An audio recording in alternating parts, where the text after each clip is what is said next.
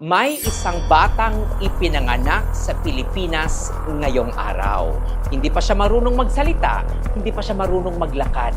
Pero may utang na agad siyang bahagi ng mahigit 18.5 trillion pesos na national debt sa ating bansa. At sa unang 4 na taon ng Administrasyong Marcos Jr., umabot na sa humigit kumulang 9.7 trillion pesos ang gross borrowings ng gobyerno. Ang pinakamalaking halaga ng inutang ng isang administrasyon sa loob ng halos 4 na dekada. Yes, let's be legally accurate. Ang 9.7 trillion pesos ay hindi ibig sabihin na ganyan ang nadagdag sa utang. Kasama rito ang refinancing ng lumang utang. Ngunit ang katotohanan ay hindi rin maliit. Mula sa humigit kumulang 12.8 trillion pesos noong 2022, nasa mahigit 18.5 trillion pesos na ang ating outstanding national debt. At ang tanong ng batas at ng bawat taxpayer ay simple. Nasaan ang kapalit? Saan napunta ang perang hiniram? Nasaan ang mga ospital?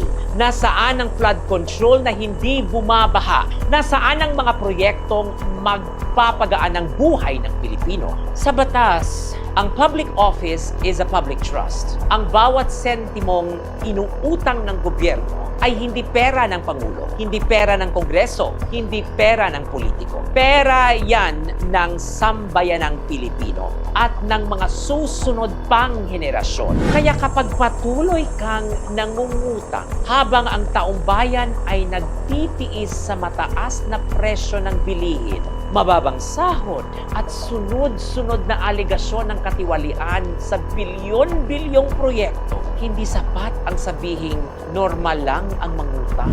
Normal ang umutang, pero hindi normal ang mangutang ng walang malinaw na pananagutan. Hindi normal ang mangutang habang ang taong bayan ay nagtatanong kung bakit pa ulit-ulit ang baha sa kabila ng daan-daang bilyong piso sa flood control. Hindi normal ang mangutang kung ang pinakamalaking minamana ng isang batang Pilipino ay hindi kalidad ng edukasyon, hindi modernong ospital, hindi maayos na infrastruktura, kundi isang napakalaking obligasyon, siya rin ang magbabayad balang araw. Ang utang ng gobyerno ay maaaring legal, pero ang pagwaldas ng tiwala ng taong bayan ay hindi kailanman magiging tama. At tandaan ninyo ito, ang utang ay hindi kasalanan. Ang hindi maipaliwanag kung saan napunta